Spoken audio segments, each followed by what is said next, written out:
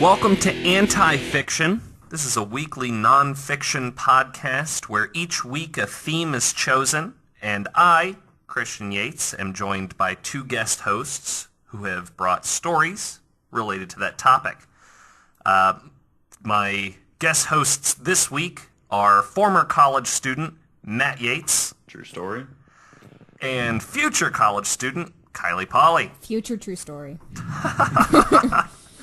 The theme this week is conspiracy theories. And I'm very excited about this episode, you guys. I brought the best one. Oh God! So. How many pages did you write? It's only like it's 2.5. Okay. Yeah. Oh no. This is a different story for an episode that we totally didn't just record just a second ago. No, not at all. So I'll get started then. The February 1967 issue of the Beatles Monthly Book included the following blurb. Stories about the Beatles are always flying around Fleet Street.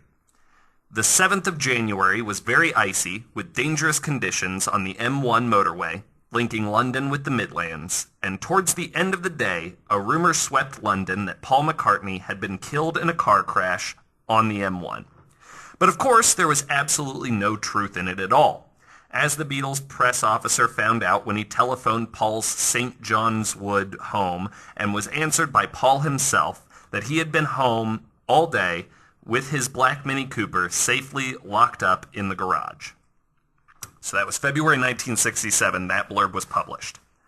The Beatles, after that, released the album Sgt. Pepper's Lonely Hearts Club Band on May 26th, 1967, their self-titled White Album on November 22nd, 1968, the soundtrack album Yellow Submarine on January 13th, 1969. Now on September 17th, 1969, Tim Harper, editor of the Drake Times Delphic, published an article entitled, Is Beatle Paul McCartney Dead? It is unknown if this article is related to the earlier one, as it did not cite or reference it in any way, but it does list clues fans say point to Paul's death. 9 days after this article was published, the Beatles released Abbey Road. In October of 1969, Beatles press officer Derek Taylor responded to the rumor in the Lodi News Sentinel. He said, quote, recently, we've been getting a flood of inquiries asking about reports that Paul is dead. We've been getting questions like that for years, of course, but in the past few weeks, we've been getting them at the office and home night and day. I'm even getting telephone calls from disc jockeys and others in the United States. DJs in the United States got calls about the rumor and its clues, which started, and started discussing it on air. The New York radio station WABC, which broadcasts in 38 states and in other countries, their DJ, Robbie Young, and I hope I'm pronouncing that correctly, discussed the rumor for over an hour before being pulled off air for breaking format. We'll get into all of the clues and everything here in just a second. I just kind of wanted to give you the backstory on all of it first. But Life magazine published an interview with Paul on November the 7th, 1969, in which he said, quote, perhaps the rumor started because I haven't been much in the press lately. I have done enough press for a lifetime, and I don't have anything to say these days. I am happy to be with my family, and I will work when I work. I was switched on for 10 years, and I never switched off. Now I am switching off whenever I can. I would rather be a little less famous these days. Before the end of 1969, Capitol Records reported a significant increase in Beatles album sales, and Sgt. Pepper and Magical Mystery Tour re-entered the Billboard Top LP charts, nearly breaking the Top 100 over 2 years after their release. So basically, here's what fans think happened. Possibly January of 1967 or even earlier in 1966. Fans believe that Paul and his girlfriend at the time were involved in a car crash that fatally killed Paul McCartney. His girlfriend at the time was injured but not killed. And then they held a Paul McCartney look-alike contest in order to find a replacement for Paul. That's weird. The idea being that fans would get so hysterical about the death of such a famous individual that it could potentially cause like hysteria, and they feared like mass suicide. Oh my god. That's the theory. I mean, because the Beatles were bigger than Jesus Christ himself. Yeah. Yes, So. according to the Beatles themselves. Right. So they believe that Paul McCartney died and was replaced with a new Beatle named William Campbell, who underwent, like he already looked like Paul McCartney, but then also underwent plastic surgery to look even more like him. And as for people saying in that case, then Paul McCartney would not have written some of the Beatles' biggest hits, like Hey Jude, Paul and John wrote and recorded so much before Paul's death in 66 or 67 that there was plenty of leftover material that Paul had actually written. The clues. The clues were included in album covers, song lyrics, backmasking of song lyrics. So when you play the record backwards, it would give you a secret coded message. So people started looking for clues starting on the famously busy cover of Sgt. Pepper's Lonely Hearts Club Band. So are you guys familiar with that album cover at all? Not really, honestly. Yeah. No? Okay. So basically, if you want to pull up a picture for me, that would be fantastic. So the entire front cover is, according to the theory, purposely designed to look like a grave scene. Indeed, it does. And it does. Yeah. It really does. The Beatles are at the forefront, and there's a crowd of other people behind them, including on the right side of the album, there's actually the Beatles a second time, and it's their likenesses. It's like wax sculptures of the Beatles that were designed in 1964, I think.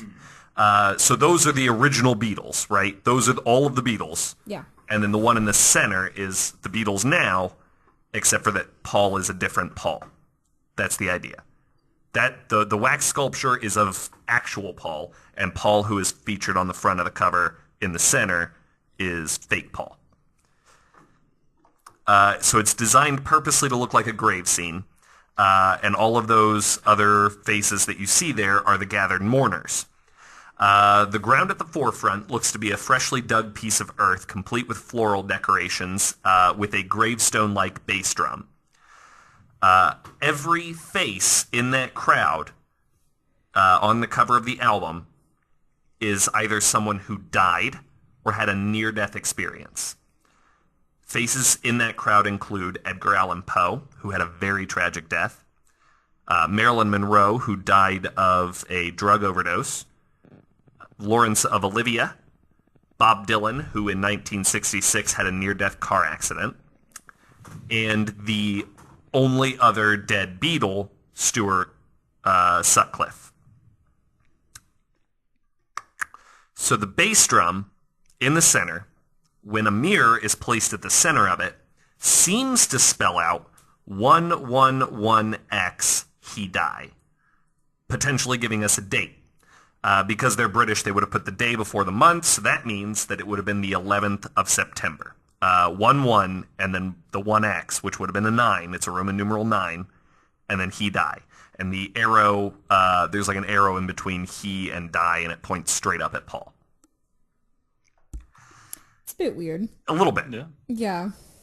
The yellow flower arrangements at the bottom of the album cover are shaped like a left-handed bass, Paul was a left-handed bassist, with only 3 wire strips. So there are 3 wire strips running through that flower arrangement, but a bass guitar has 4 strings. But those 3 wires are there to represent the remaining Beatles. Yes. Okay. The band's name is written in red hyacinths, which are a mythological flower of death. There is and there's also a doll of Lady Shiva right below their name, who is also holding red hyacinths, one pointing directly above her at Paul McCartney in the center, and the other slightly off to the right, the viewer's right, which points directly at the wax likeness of Paul McCartney. There is a doll on the right side of the album with a toy car in her lap, and inside of the car is blood red. That one's very difficult to see. You would have to get a magnifying glass with the actual LP cover. The inside of the car is blood red. The doll is wearing or is sitting on a death shroud, and there's a blood-stained driving glove right next to it. Paul is shown with an open palmed hand over his head, much like a prayer blessing. And on the back cover of the album, George is, so there's a picture of the Beatles, and 3 of them are facing toward the camera. One of them, I'll give you one guess who, is facing away from the camera. That would be Ringo Starr, of course. Naturally, the other dead Beatle. So George on the back cover is pointing to the lyric Wednesday morning at 5 o'clock, which potentially gives us the time of death for Paul McCartney. So if it was the 11th of September, he died at 5 o'clock in the morning. And the lyric without you is printed on Paul's head. That's kind of everything for... I'm sorry. So there's a song on Sgt. Pepper called Strawberry Fields Forever. And at the end of the song, what can be heard is the phrase, and it's very distorted, but it's John Lennon saying, "I buried Paul." In later years, he was like, "I don't know why anybody heard that. What I was saying is cranberry sauce." And I'm like, neither one of those would make sense. You're not clearing it up. You're not clearing it up. Of course he was saying cranberry sauce. The conspiracy behind why he would say cranberry sauce at the end of the song and why it needed to be that distorted anyway. Right. There could be a whole other spin-off to this episode on that alone. I will come up with my own conspiracy theory for you right at this very moment. What color is cranberry sauce? Red. And what kind of consistency does it have? Ooh. Chunky. It's like blood and gore, much like what it would have been at the scene of the accident when Paul McCartney was allegedly decapitated in a car accident. Anywho, the White Album. The album cover itself, obviously stark white. There's not a whole lot going on with it. But the lyrics and the backmasking are prevalent in this album. The song I'm So Tired has a section at the very end of the song which, when backmasked, you hear the phrase, "Paul is dead, man. Miss him, miss him, miss him." In Revolution number 9, the phrase number 9 is repeated 13 times. Paul McCartney is 13 letters long. His surname is 9 letters long. If you play that phrase backwards, it says, "Turn me on, dead man," which is a reference to the McCartney-led 1967 song, "I'd Love to Turn You On." About 5 minutes and 20 seconds into the song, if played backwards, there is a scene which depicts a car crash, followed by bells and chimes of a fire engine, followed by a chattering crowd, and Paul shouting, "Let me out." Damn. Abbey Road. The cover, and are you guys familiar with Abbey Road's cover then? Right, of course. Okay, One of the most iconic. Yeah, one of the most easily recognizable album covers of all time. Also my favorite Beatles album, just going to throw that out there as a little fun fact about me. So the cover, allegedly, depicts a funeral procession. John is in front, dressed in white, and he represents either the preacher or the heavenly body guiding Paul's spirit. Ringo is in all black, symbolizing a mourner. George is in denim, and he symbolizes the gravedigger. And Paul is in a shabby suit and out of step with the rest of the Beatles. So everybody else is leading with their left foot. He's leading with his right. Leading with his right. And he is barefoot. And he's the only one that's barefoot. He's also smoking a cigarette. And a slang term for a cigarette in the 1960s was a coffin nail. Interesting. The song Come Together is basically one big reference to the fact that Paul is dead. Here are some of the lyrics.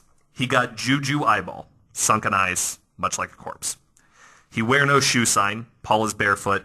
He's again symbolizing the corpse. He doesn't wear shoe shine because he's dead. He's barefoot now. He won spinal cracker, injuries sustained during the car crash. 1 and 1 and 1 is 3.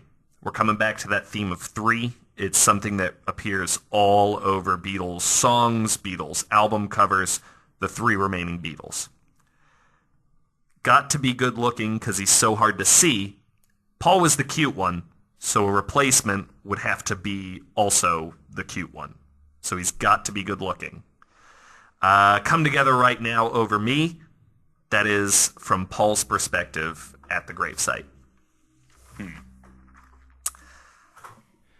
So those are a handful of the clues. If you look into this at all, it is staggering how much people have looked into this. I don't believe that the conspiracy is true.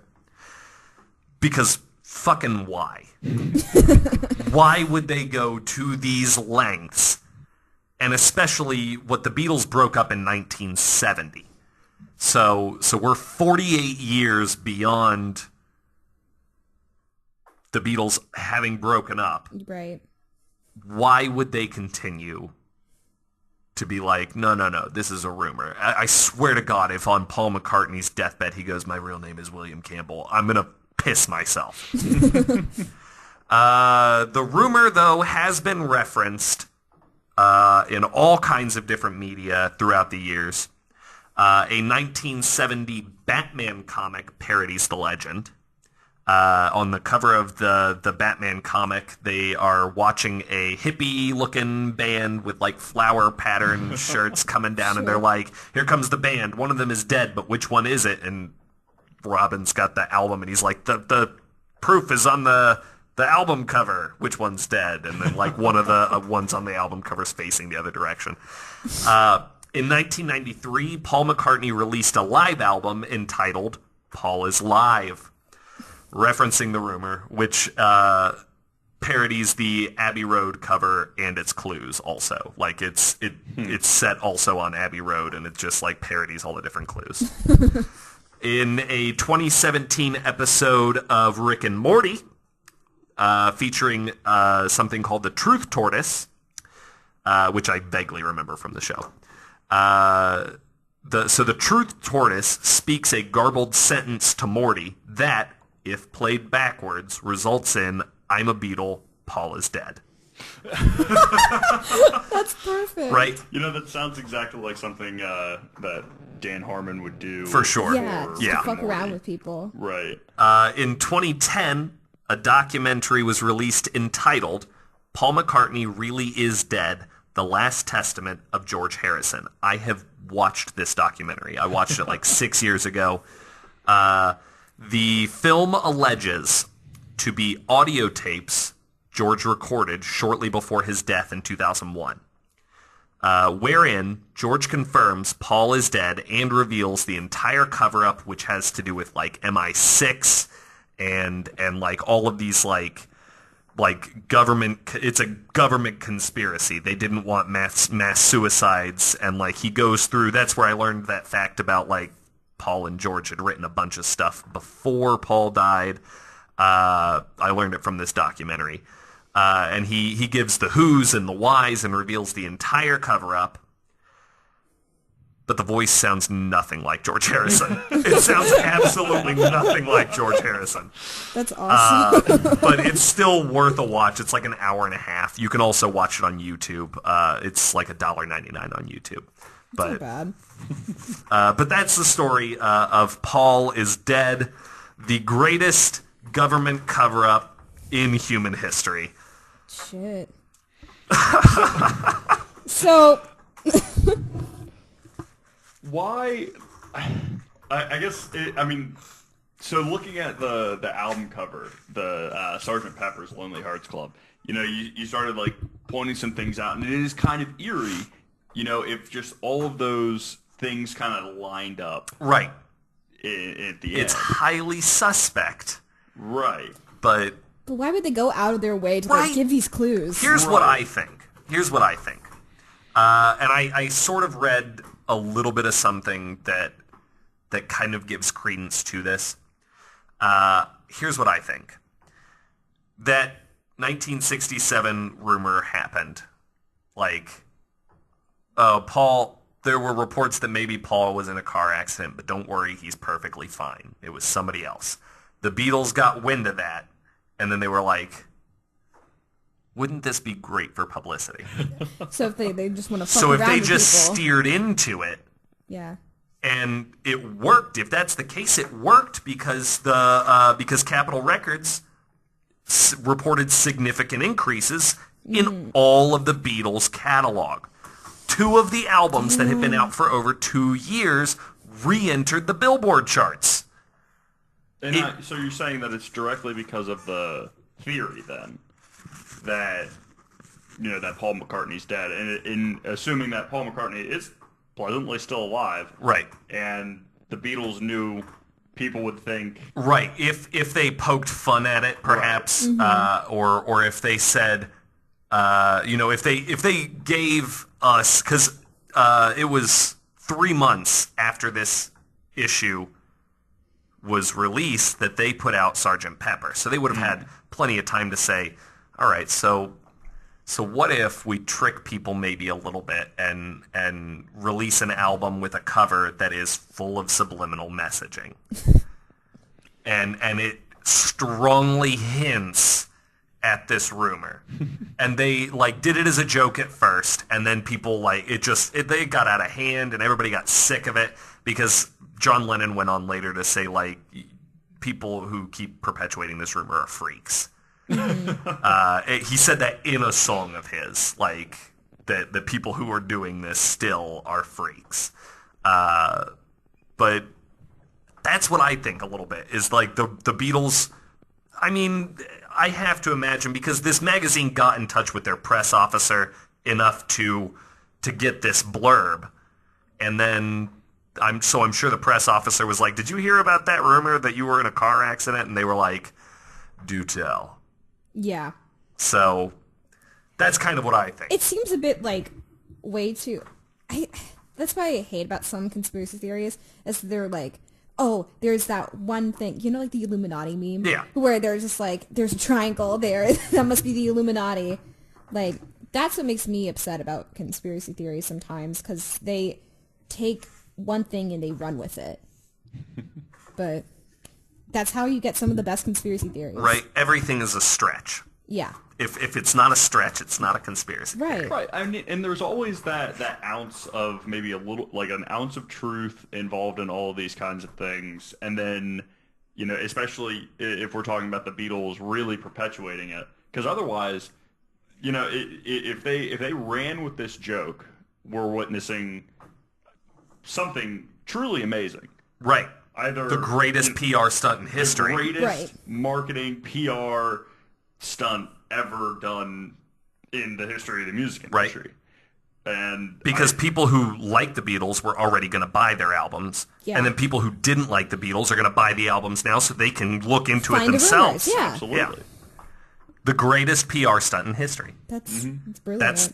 That's kind of what I'm thinking. But now that's my own conspiracy theory, is that the conspiracy theory is a conspiracy. It goes deeper than we thought.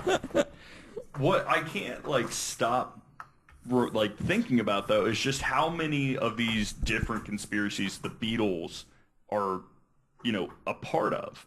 Yeah. Even despite the Paul is dead thing, there are so many other things that tie the Beatles to like these crazy ideas. In the more concrete ones like the murder of John Lennon, right. with the Catcher in the Rye. That's a incredibly famous story. Right. But Yeah. there's also I can't remember the Japanese song artist, but she recorded a song where if you again backmask the like a portion of the song, it says "I shot John Lennon." Okay. Right. Oh my god. And it's just these tiny things, but everything just seems to revolve around the Beatles, Right. Much like it did in the '60s, Right. When they took the world by storm. Do Right. we have an Illuminati conspiracy right there? It's possible. Maybe the three remaining Beatles are the three The sides sides of of the the triangle. Right. And the eye is Paul. And the eye is is Paul. Paul, He's that's it. watching them from heaven. Shit, I knew it. Jesus Christ. All right. Well, so that is my story. Cool. So, Kylee, Yeah. would you like to share your story with us? Yeah. Well, this is a recent conspiracy. Okay. I am kind of on the fence about it. So Okay. that's interesting. So it was made in late 2017 on Reddit, Nice. as most conspiracies are. And That's where this Beatles conspiracy actually Was started, it? in 1967's On version of Reddit? Reddit. Yeah. That's right, called the news. Yeah, the news. So this is about Mattress Firm. Mattress Firm. Right. I Sounds very boring. I don't know this conspiracy, but the fact that it's about a mattress store. Well, I can already conclude that it's the mattresses that are forcing people to sleep at night. Yeah, Right. how dare they? Right? So the thing is, like, if you drive around, you can find like a crap ton of mattress firms everywhere. One Reddit user was credited as saying, a mattress firm is some kind of giant money laundering scheme. I remember seeing 4 stores in one intersection. Shit, hold on. Like Yeah. all 4 corners, Yeah, there's sure. a mattress firm. That would be great, but yeah, Or I just think that's what lined it up is. down one street. Yeah, but people are actually speculating that it is possible money laundering because there is so many of them, and I've heard of keeping money in your mattress. but that's this is exactly what I was about to ridiculous. say. Like a Oh, bunch of God, people. I'm sorry I stepped on your joke. Yeah, fuck you. Well, I mean, a lot of old people just put money in their mattresses, so why Right. not just like Right? just steal from inside a mattress? But there is like some credibility to this. Okay. There is 3,500 stores as of 2015 for something that people buy every 7 to 10 years. That's fair. Okay. And it's a bit weird. The mattress firm's parent store closed because of accounting irregularities. Okay. One of the tweets suggesting that mattress firm was money laundering was deleted a day after it was posted. So that's a bit Okay. sus. A man named Steinhoff bought the company in 2016, and it tanked. Its rates tanked by 62% in the first year. Wow. And they postponed posting their full year accounts due to accounting irregularities. Interesting. Yeah. As well as now, since the theory has come out, 2 of the top executives and the chairman have resigned. Okay. Yeah. Tell me they're still alive. No, they're alive, but they just resigned from. They You're resigned not from. lining up with the mattress firm belief They, system here, eh? they just resigned from life. They, Yeah, they were relieved of all of Yeah. their duties. I Like, pardon you. From life. That was a Thor Ragnarok joke for everyone Oh, wow. who's not So familiar. I funny. apologize. Spoiler alert. So there was there was an account of a mattress firm being closed midday for no apparent reason. Like closed down permanently, not like, oh, we're shutting down for the day, or Like shutting down for the day. Like they were just in the middle of the day. yeah, just in the middle of the day. Like, they were like, sorry, we're closed right now. Come back tomorrow. Like, and I've worked in, like, retail and shit. Like, that shit don't happen. That never happens. Right? You could have a gunshot victim in the fucking middle of the store and they wouldn't still like, shut welcome it down. to Walmart. Yeah. You know? Like, right, don't worry, we're waiting on the ambulance. Just don't disturb the crime scene. Right. So feel free to shop. Just push your carts around it. Steinhoff apparently has had multiple businesses that have thrived, but he's had multiple of them that have plummeted. Right. And he's from, I think he's either like somewhere in Germany or like the Netherlands or something like that. But he owns all the mattress firms and its parent stores. They have not met their $200 million needs for this year. $200 million? Yeah, for a fucking mattress. Jesus. And there's a lot of accounts, again, of people going into mattress firms and it being completely empty. Like the store, like no mattresses. No, like, like there's like this really creepy photo I saw of just like mattresses, but like everything was like, there was no lights, but they were still open. And I'm like, oh, fuck that shit. I'm out. Well, I mean, you know, they're not meeting their $200 million needs, right? So, like, you got to save money on the electric, yeah. Right. I actually went into a mattress firm while I was researching this, and I was there for about 10 minutes, and I did not see one person. There was, like, no one They're, around. like, creeping around on top of the mattresses. They're, like, like in the walls. Yeah. Yeah. But you see one of the panels on the ceiling open up and just two eyes. And you're like, what shit? Yeah. But welcome to Mattress Firm. Can I help you? It's free real estate. But yeah, no, like so unfortunately there is not that much evidence because it's all circumstantial. It's all circumstantial. Yeah. And it's hard by itself to find fraud in a company. Right. Especially something as big as Mattress Firm. Right, with 3,600 locations nationwide. Yeah. Yeah. But it's just like, it's ridiculous. That's crazy, though. Unfortunately, Steinhoff is losing about $2 billion a day. A day? Mm-hmm. $2 billion. Yep. Per day. Due to this scandal. Jesus Christ. Yeah. So it's pretty fucking bad for them. Right. We'll know something's really up is if we go to an intersection and there's 5 mattresses. Yeah, and we're like, oh shit, it's one more. Right. Right. Like you wake up one day, you're like, stretch, look across the street, like where'd that apartment complex go? That's a mattress firm now. Right. Or you like go to bed and then you wake up and you're inside a mattress firm. My God, how did I get here? Right. So yeah, but I could not find a lot about it, but I really wanted to talk about this one because I just think it's that's like, crazy. It's a crazy thing. That's why I'm on the fence about it because I'm like, if they've been having so many accounting irregularities, right, and like they aren't getting their needs and all this other stuff's happening, then what the fuck is going on? Right. So there has to be like, I doubt somebody is like going in and like stealing all the money from the register. Like, that's not a thing that usually happens. Listen, that would have to happen at every single one of their locations every single day for that to be $2 billion a day. That's what's happening. There's one masked Avenger going around breaking into mattresses. You couldn't possibly. There's 3,000 locations. You couldn't possibly. I don't know. Who knows? Oh my God, unless he has actual superpowers.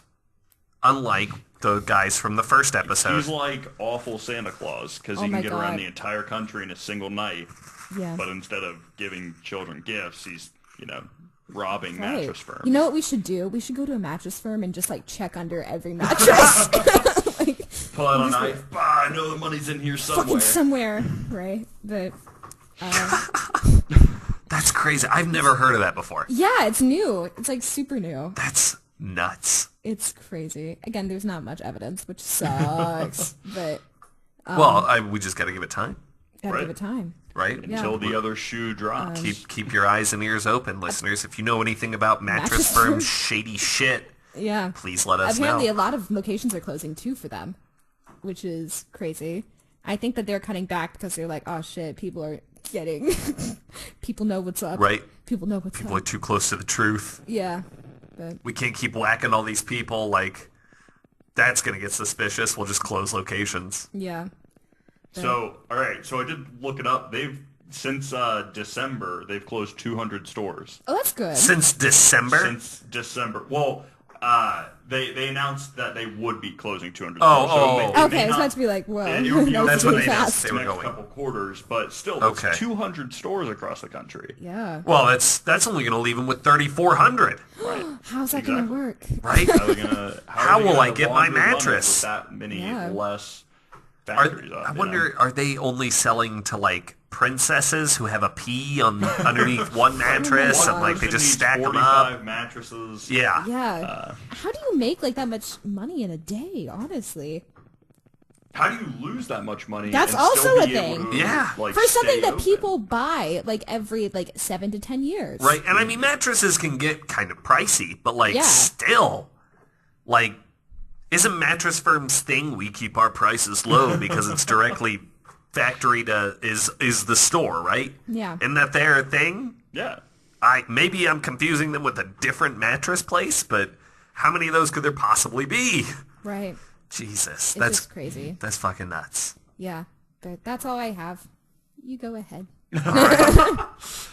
So before I get started, I do want to ask you guys, have you ever heard of the Bohemian Grove? I've heard of Bohemian Rhapsody. I was about to say that. Thank you. Well- That's your vengeance. I stepped on your joke. You step on mine. That's it. So, despite what you might think, it's not not related to the band Queen. However, as we get going further, that's kind of an interesting correlation because the Bohemian Grove is a restricted 2,700-acre campground surrounded by 200-foot tall redwood trees located on Bohemian Avenue in Monte Rio, California. Now, this plot of land belongs to a private San Francisco-based gentlemen's club known as the Bohemian Club. During the midsummer of each year, the Bohemian Grove hosts a more than 2-week encampment of some of the most prominent men in the world. The Bohemian Club was founded in the early spring of 1872 by a small group of San Francisco journalists, writers, actors, and lawyers who wanted to have a place where they could go to enjoy the arts and put together amateur artistic performances. So that's why I bring up that, Freddie Mercury had been a part of this club. It makes sense. Right. Because, historically... Maybe this is where he wrote the Bohemian Rhapsody. Maybe Bohemian Rhapsody, if we're going into conspiracies here. Maybe Bohemian Rhapsody is trying to tell us something. Oh my God. Oh, shit! Listeners, I need you to get out your Night at the Opera records, and I need you to play it in its entirety backward. Don't do that. You'll ruin your record. You're going to ruin your turntable. Yeah. Just like maybe record it with your phone and then Yeah. And then play put it that into a nice recording backwards. Adobe software. Or you can use Snapchat. Adobe is Right. not sponsoring Or this. Or Snapchat. Snapchat it now. Yeah, there you go. Snapchat Yeah, can it do does it work. backwards? I think Yeah. so, yeah. Oh, cool. Way to go, Snapchat. Snapchat. Snapchat's also not sponsoring us. Yeah. Right. Why We would it want ever them to, sponsor us? but- Who's It's to a say? podcast. So this is a group that's been around for a long time. This isn't the conspiracy. This is true, right? That this club exists. Everybody Okay. knows that there's this club that meets in San Francisco, full of very powerful men. The club motto is "Weaving spiders come not here," which implies that outside concerns and business deals and general networking are to be left outside. When gathered in groups, Bohemians usually adhere to the injunction, although discussion of business often occurs between pairs of members. Important political and business deals have indeed been developed at the Grove. It is particularly famous for a Manhattan Project meeting that took place in September of 1942, which subsequently led to the construction of the atomic bomb.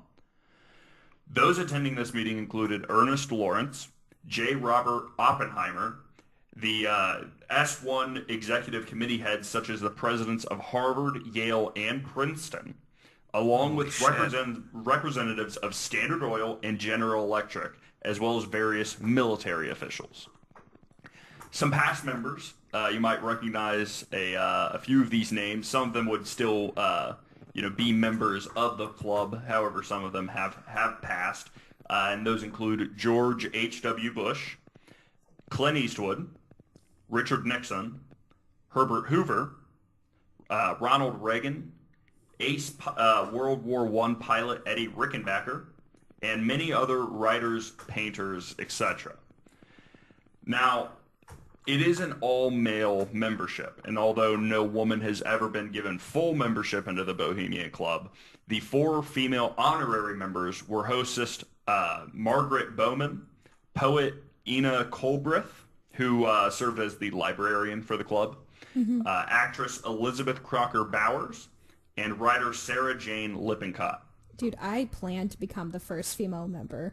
The full-fledged. Fuck that honorary fuck thing. that honorary shit. Here's the weird thing, though, is that since Colbrith's death in 1928, no woman has ever been even inducted honorarily. Oh shit, really? So those honorary members and other women guests have been allowed into the Bohemian City Club building and as daytime guests of the Grove, but not to the upper floors of the City Club, nor as guests to the main summer encampment at the Grove. In 1978, the Bohemian Club was charged with discrimination by the California Department of Fair Employment and Housing over its refusal to hire woman employees.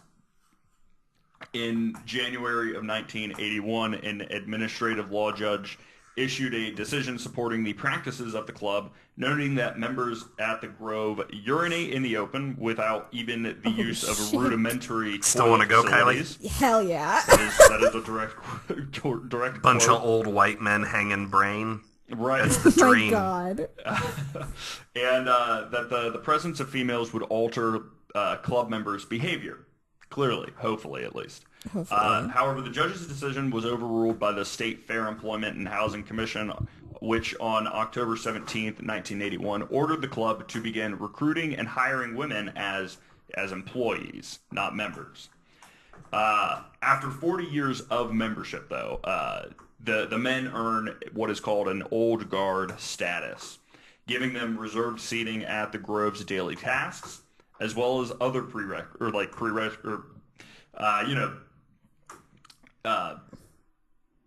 I'm losing the word. Preferential. Sure. Anyway, it's just more shit that they're allowed to do. Former U.S. President Herbert Hoover was inducted into the Old Guard on March 19th, 1953. He had joined the club exactly 40 years previously.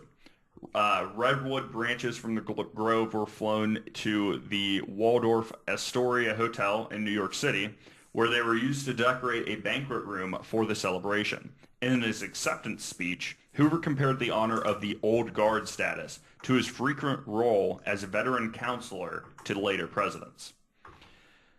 So the Grove does, various things throughout the year, and then they have their main camp. The primary activities taking place at the Grove are varied and expansive entertainment, such as a grand main stage and a smaller, more intimate stage. Thus, the majority of common facilities are entertainment venues interspersed among the giant redwood trees. The sleeping quarters, or camps specifically, are also scattered through the Grove, of which it is reported there were a total of 118 as of 2007. Okay. These camps, which are frequently, patrilineal, are the principal means through which high-level business and political contacts and friendships are formed. Each camp has a captain, and one of his many jobs is to, maintain the upkeep of the area. So each camp has a captain, and their job is to, make sure the camp stays clean and everything. They kind of watch over the others who are involved with that same camp. So the central spaces at the entire site for recreation and entertainment are as follows. The Grove Stage, which is an amphitheater with seating for roughly 2,000 people. And it's used for the Grove Play production on the last weekend of the encampment. And then the Field Circle, which is a bowl-shaped amphitheater used for the mid-encampment Low Jinks musical comedy for Spring Jinks in early June, and a variety of other performances. Those are the Low and Spring Jinks are just some like low-end performances that they do every year. The Campfire Circle has a campfire pit in the center of a circle. I don't know if you could have picked that one out, but surrounded by carved redwood log benches. It's used for very small performances in the most intimate of settings. This is starting to just sound like a summer camp. Yeah. It does until until you hear a few other things.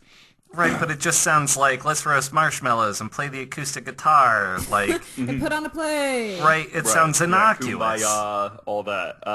Like a rich Republican man's, like... Right, version of camping. Version of camping. Yeah. Right. As we get deeper, things will start to look a little weirder, I'll say. Uh-oh, more Republican. There is a museum stage, a dining circle, a clubhouse, which has been standing since 1904 and was the site of that Manhattan Project meeting. And then this is the kicker of the entire thing, the Owl Shrine and the Lake. The what? What? The Owl Shrine and Like, the Lake. that's their camp mascot? Like, they're the Bohemian Owls? If they were a religion, it almost seems like the owl is their god. Okay. Okay, The Owl Shrine in the Lake is an artificial lake in the interior of the Grove, used for noontime concerts, and it's also the venue of the Cremation of Care. The what now? The Cremation of Care. I'm sorry, one more is that? time. The Cremation of Care, and that's where the story really gets interesting as to what exactly that is. I would say that this is the part, yeah. So, you're right. So up until now, Everything's downhill from here. It's really sounded just like, oh, hey, it's just a group of guys who kind of get along. They all go up and they have a good time. Right, drink a few beers, Right, listen to away music. from their Right. lives, Yeah. Maybe, they do whatever they want to do. And then at night, they don black hooded robes. What The fuck? What? Yes. So I will... I will set the scene a little bit more. So the Cremation of Care takes place on the first Saturday of the encampment. It's also the location of the 12:30 p.m. daily Lakeside Talks, which are significant informal talks on different issues in TED public Talks. policy. Yeah. Oh my God. Rich They're white TED dudes. Talks. Yeah. They have been given over the years by entertainers, professors, astronauts, business leaders, cabinet officers, CIA directors, What? future presidents, and former presidents. Now, since the founding of the club, the Bohemian Grove's mascot has been the owl. Okay, all right. Hey, I called that Right. one. Yeah. All right. Do you think that they have someone who like dresses up in the mascot of an owl and just And like, like dances goes around? hypes up the crowd. Oh, that'd be Has awesome. a t-shirt cannon. I think I have it later in my notes, but the owl is actually Walter Cronkite. Like, the voice, for the voice of real? the owl. Oh, Okay. okay. I was trying to be like, Like he it's an dresses owl? up in the So, owl very costume. famous member of the club. Imagining Cronkite in the costume, like, Oh, wow. God damn, it's hot in here. Like, I can't do Cronkite's voice, but So the owl it conventionally represents knowledge, right? So they use it as their right, mascot. okay, yeah, makes sense. However, a 30-foot hollow owl statue made of concrete over steel supports stands at the head of the lake in the Grove. This owl shrine was designed by sculptor and two-time club president Haig Pattingham, and it was constructed in the late 1920s. Since 1929, the owl shrine has served as a backdrop of the yearly cremation of care ceremony, which is an annual theatrical production written, produced, and performed by and for the members of the Bohemian Club. The ceremony involves the poling across a lake of a small boat containing an effigy of Care called the Dole Care. Dark hooded figures receive from the ferryman the effigy, which is then placed on an altar and, at the end of the ceremony, set on fire. This cremation symbolizes that members are banishing the dull cares of the conscience. At the time the script was developed, the primary meaning of the word care was synonymous with worry. And it had more negative connotations than in modern times, where it tends to be more associated with positivity and compassion. Right. Mm-hmm. The ceremony takes place right in front of the owl shrine, which is it's moss and lichen covered. It simulates a natural rock formation, but yet holds electrical and audio equipment within it. During the ceremony, a recording is used as the voice of the owl, and for many years, again, it was recorded by club guest Walter Cronkite. Music and intense pyrotechnics accompany the ritual for dramatic effect. So it's really anything the Bohemian Grove does. It seems really harmless and light and playful until you get into the cremation of care. Now, this is really where it starts digging in and everything. In the summer of 1989, Spy magazine writer Philip Weiss spent some 7 days in the camp posing as a guest, which led to his November 1989 article, Inside Bohemian Grove. He wrote, "You know you are inside the Bohemian Grove when you come down a trail in the woods and hear piano music from amid a group of tents, and then round a bend to see a man with a beer in one hand and his penis in the other urinating into the bushes." Holy shit. Weiss also noticed hundreds of cigars whose smokers had ignited them in defiance of the California Forest Service's posted warnings. We're rich. We don't have to pay attention to that. Yeah. Right. So I mean, all these forest fires that are happening in California might have a different cause. They flick it over the fence and then. Oh my god. Good luck getting it over the 200-foot tall trees. They use the T-shirt cannon from my earlier joke. Oh my god, no. Oh man, we're bringing it back. Now, even that article Philip Weiss wrote, it didn't dig into some of the more intricate things. Okay. In July of 2000, radio show host Alex Jones and his cameraman Mike Hansen snuck into the Grove. They paraded around and pretended to be welcomed guests, and they completely made it through. He then produced and wrote and published an hour and a half documentary about the Bohemian Grove and what truly happens in the 2 weeks that they meet in California. And he filmed the cremation of care, which something most other people have never seen before. And if you go on YouTube, you can find it. If you go on and you watch that ceremony, it doesn't look like an effigy that they're burning. It looks like a person. Oh, God. Oh, shit. It looks like a person. They call it a sacrifice in the ceremony. And there's actually, if you listen to it, it sounds like there's somebody screaming when they light it on fire. It's just a mannequin, don't worry. Oh, yeah, it's a mannequin, and this is from our advanced owl speaker system. Right. That's where the screams come from. Don't worry about it. Now, I mean, there clearly there could be a number of explanations, right? It certainly lines up and kind of looks like, they're setting someone on fire. Right. And that's where, these conspiracies really take shape. Because a lot of people think that they are directly tied to the occult. Okay. And like well, I could see how they might make the jump. Right. Now, I mean, members of the club have like talked about it, and they're like, no, we don't sacrifice a human. It's just theater.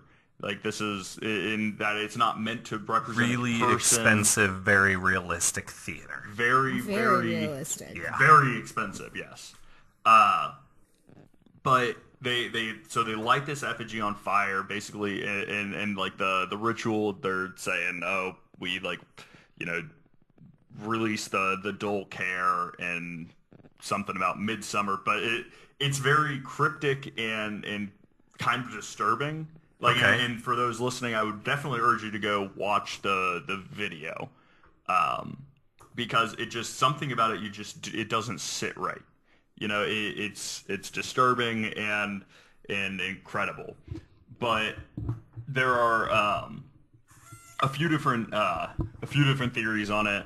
Apparently, left-wing activists claim that most of the key points in issues are being either overplayed, dramatized, and they say that anything that happens there, it's not happening to control, like in an Illuminati sense. They're not trying to control the direction of the country or world in general.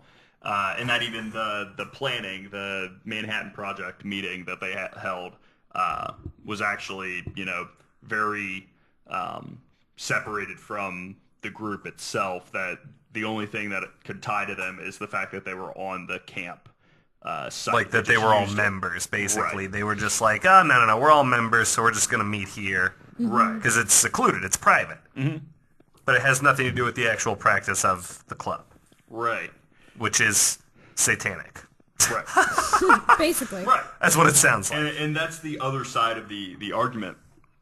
Apparently, those responding to the magazine article from Philip Weiss, there are a lot of extreme right-winged activists who conclude that this cremation of care is, in fact, promoting devil worship and homosexuality, as many right-winged activists do. Right.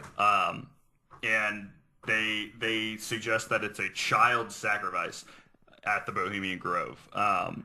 And now, if you watch the video, it doesn't sound like a child. It sounds like a man that is screaming at the beginning at the portion of the sacrifice, or I'll say effigy, because the effigy sacrifice. Too dark.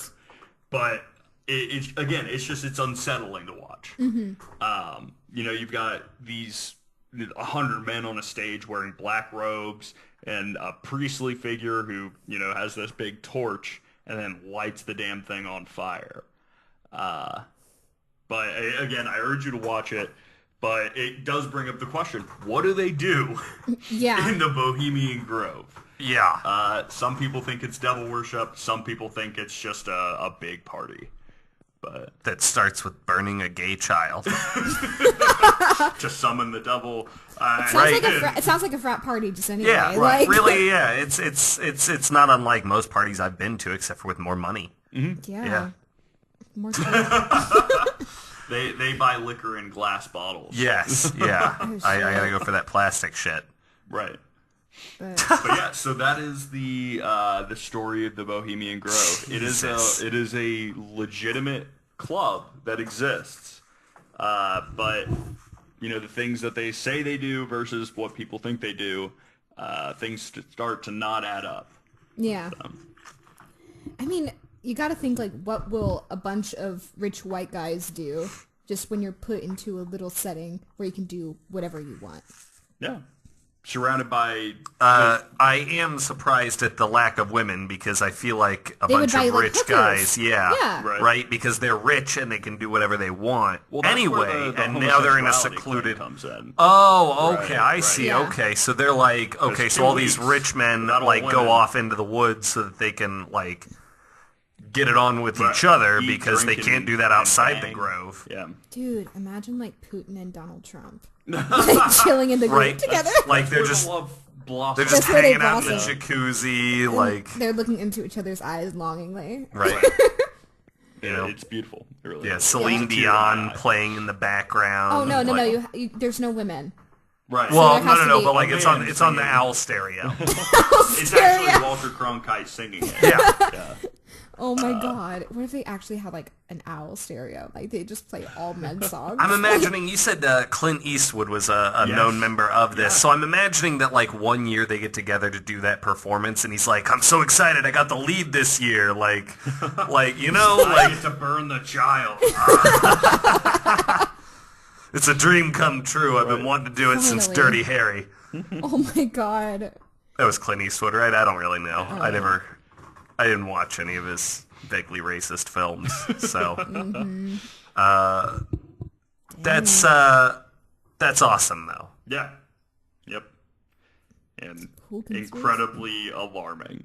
Yes, But I mean, the documentary is out there. It's available for people to watch. Again, do you know? Like, I mean, have any of the members of the club spoken about that documentary? Like, outside of like, look, it's not what it looks like. We're not summoning Satan. You're not going to get like a press conference from George Bush talking about what happened in the Bohemian Grove. Right. Yeah. What happens in the Bohemian Grove stays in the Bohemian Grove. You're either with us or against us. There's no middle ground. Right.